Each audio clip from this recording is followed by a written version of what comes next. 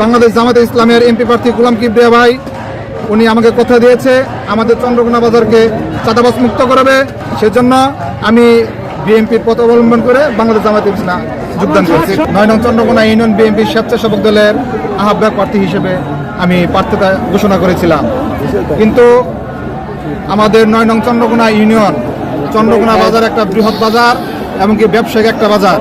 আমাদের বাজারে যে পরিমাণ বিএনপির নামধারী লোক কিংবা বিএনপির পদধারী লোক যেভাবে চাঁদাবাজ, সন্ত্রাস এমনকি মাদকের আখড়া করে তুলেছে, সেটার প্রতিবাদ আমি করতে গিয়ে বারবার বাধার সম্মুখীন হয়েছি। কিন্তু আমি এই সমস্যাগুলো যখন আমি উপর মহলে, বিশেষ করে নকলা নালতাবাড়ি আসনের এমপি প্রার্থী জনাব ইঞ্জিনিয়ার ফাহিম চৌধুরী, ওনাকে জানাই, তিনি কোনো পদক্ষেপ নেননি, বরং উল্টা চাঁদাবাজদের আরো উৎসাহিত করে দিয়েছে। আপনারা আরেকটা বিষয় ইতিমধ্যে লক্ষ্য করেছেন, আমি রামপুর ওয়ার্ডে 13 শতাংশ জমি ক্রয় করেছি সাবকাওলা।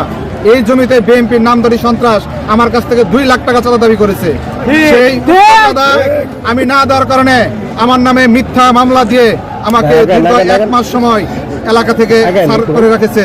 আমি 1 মাস আমাকে এলাকায় থাকতে দেয় নাই। বিএনপি সন্ত্রাসীরা আমার বাসা বাড়িতে আক্রমণ করেছে, আমার বাসা বাড়িতে ভাঙচুর করেছে প্রশাসনের উপস্থিতিতে। প্রশাসন খুব নীরব ভূমিকায় ছিল সেদিন। আমার বাসা বাড়িতে লুটপাট করেছে, আমার 3 তলা বাসা ভাঙচুর করেছে। আমি বিএনপি নেতৃবর্গদের কাছ থেকে বিচার দিয়ে কোনো বিচার পাই নাই, আমি আইনগত সহায়তা পাই নাই। তারা উল্টা চাঁদাবাজ সন্ত্রাসদের পক্ষ নিয়ে তাদের কাছে বিগ অ্যামাউন্টের কোনো অর্থ নিয়ে আমাদের নামে উল্টা মামলা এফআইআর করে দিয়েছে।